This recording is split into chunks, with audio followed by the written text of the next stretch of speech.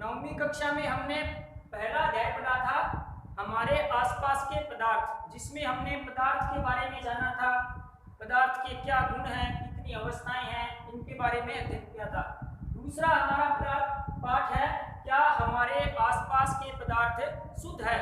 हम बाजार से बहुत सारी वस्तुएं खरीदते हैं, जैसे नमक, घी, तेल, आटा इत्यादि, यानी बहुत सारी वस्तुएं हमें आसपास देखने को मिलती है। और पैकिंग सामग्री के ऊपर सामान्यतः हमने शब्द लिखा हुआ देखा है शुद्ध।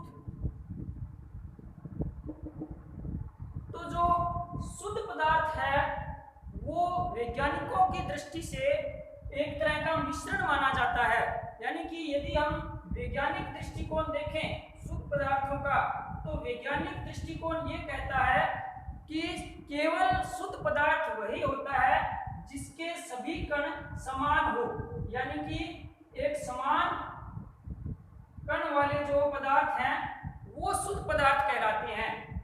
जैसे कि दूध को देखते हैं, हम दूध को शुद्ध मानते हैं, परंतु वास्तव में वैज्ञानिकों की दृष्टि से दूध एक मिश्रण है, क्योंकि उसमें प्रोटीन, जल, वसा इत्यादि पदार्थ घुले होते हैं। इसी तरह से मिट्टी है, खनिज तत्व है, ये सारे के सारे पदार्थ एक तरह से मिश्रण माने जाते हैं। तो कहने का अर्थ ये है कि पदार्थ की शुद्धता या शुद्ध शब्द का अर्थ है कि वह पदार्थ यदि एक समान कणों से मिलकर बना हुआ है तो उस पदार्थ को हम शुद्ध कह सकते हैं। अन्य जो वस्तुएं हम सामान्यतः देखते हैं वो शुद्ध न होकर वैज्ञानिक उसे क्या मानते हैं, विभिन्न पदार्थों का एक मिश्रण मानते हैं। जैसे कि मैंने दूध के बारे में आपको बताया कि यह एक प्रकार का मिश्रण है। तो जो मिश्रण है इसको हम सामान्यतः विलयन भी कह सकते हैं। तो जो मिश्रण है वो हमें दैनिक जीवन के अंदर विभिन्न प्रकार का दिखाई दे सकता है। जैसे कि यदि हम कक्षा को 4 समूहों में बांट दें, समूह ए, समूह ब, समूह स और समूह द, इन चारों ही समूहों को यदि हम अलग अलग प्रकार की सामग्रियां दें, जैसे कि समूह ए को हमने दे दिया कॉपर सल्फेट और जल, दूसरा जो समूह है ब, इसको भी हमने कॉपर सल्फेट और जल दे दिया, परंतु इस समूह को कॉपर सल्फेट की मात्रा मान लीजिए 2 चम्मच दे दी। पहला समूह इसको मान लीजिए हमने समूह मात्रा दी है इसको 1 चम्मच। इसी तरह से समूह स और द है, इनको हमने कॉपर सल्फेट और पोटेशियम परमैंगनेट के MnO4 जिसे लाल दवा के नाम से जानते हैं, इसका मिश्रण दे दिया।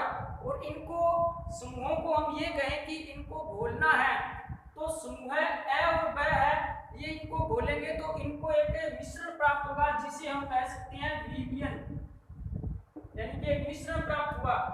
समूह स और द है, इनको भी एक मिश्रण प्राप्त होता है, परंतु उस मिश्रण को हम अलग अलग स्पष्ट नग्न आंखों से देख सकते हैं। यहाँ पर समूह ए और ब को जो विलयन प्राप्त हुआ है वो है एक समांगी मिश्रण, परंतु रंगों की तीव्रता अलग अलग हो सकती है, क्योंकि इसको हमने 1 चम्मच कॉपर सल्फेट दिया था इसलिए हल्का रंग प्रतीत होगा।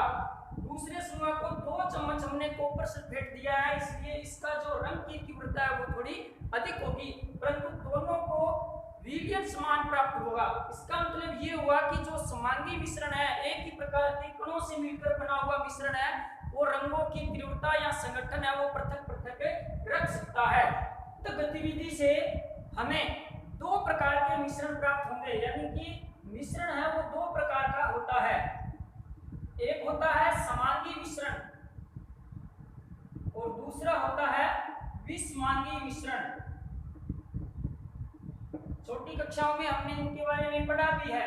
समांगी का संधि विच्छेद करें तो प्राप्त होगा सम प्लस अंगी, विसमांगी का संधि विच्छेद करें तो हमें प्राप्त होगा विषम प्लस अंगी।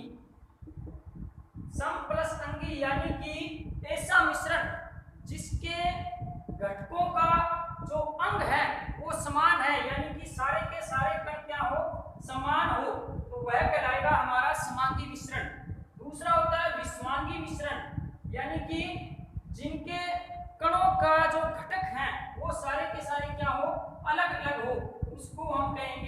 विषमांगी मिश्रण। तो समांगी मिश्रण है, इस पर यदि टॉर्च से प्रकाश डाला जाए तो हमें जो मार्ग है प्रकाश का वो स्पष्ट दिखाई नहीं देगा, तो इसे टिंडल प्रभाव कहते हैं विषमांगी में, जबकि इसके विपरीत प्रभाव दिखाई देगा। तो इस तरह से मिश्रण हमारा समांगी हो सकता है और दूसरा हो सकता है विषमांगी।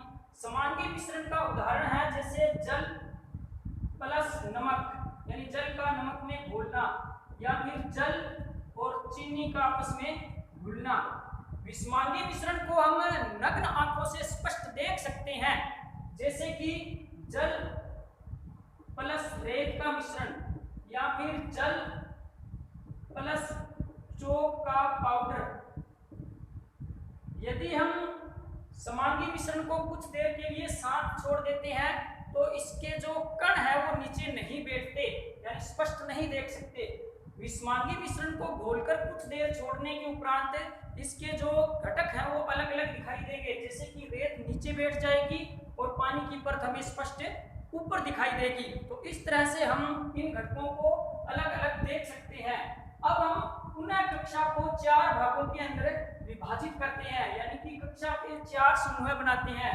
पहला समूह है हमारे पास में ए, दूसरा समूह है ब, तीसरा समूह है स और चौथा समूह है कक्षा का द। तो हमने ये 4 समूह बना लिए।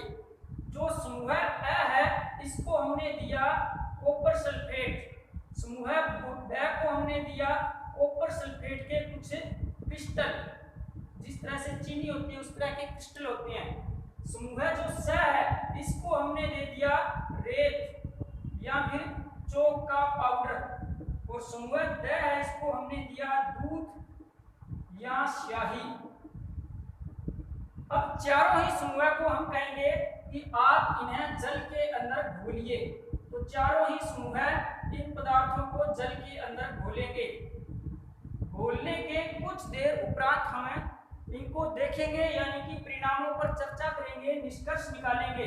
तो हम यह पाएंगे कि समूह ए है और ब है, ये एक पाते हैं विलयन, जिसको हम नग्न आंखों से स्पष्ट नहीं देख सकते, यानी कॉपर सल्फेट इसके अंदर पूर्णतः घुल जाएगा। समूह जो स है यह पाएगा निलंबन, यानी कि शांत छोड़ने के बाद चौक या फिर रेत की जो परत है वो नीचे बैठ जाएगी। और समूह द है यह पाएगा एक प्रकार का मिश्रण जिसे हम बोलेंगे कोलाइडल। तो जिस तरह से दूध या स्याही को पानी में घोलते हैं तो जो मिश्रण प्राप्त होता है वो हमारा कहलाता है कोलाइडल। तो आगे हम विलयन, निलंबन और कोलाइडल के ऊपर विस्तार से चर्चा करेंगे कि ये क्या होते हैं और इनके क्या विशेषताएं हैं, इनके क्या गुण पाए जाते हैं।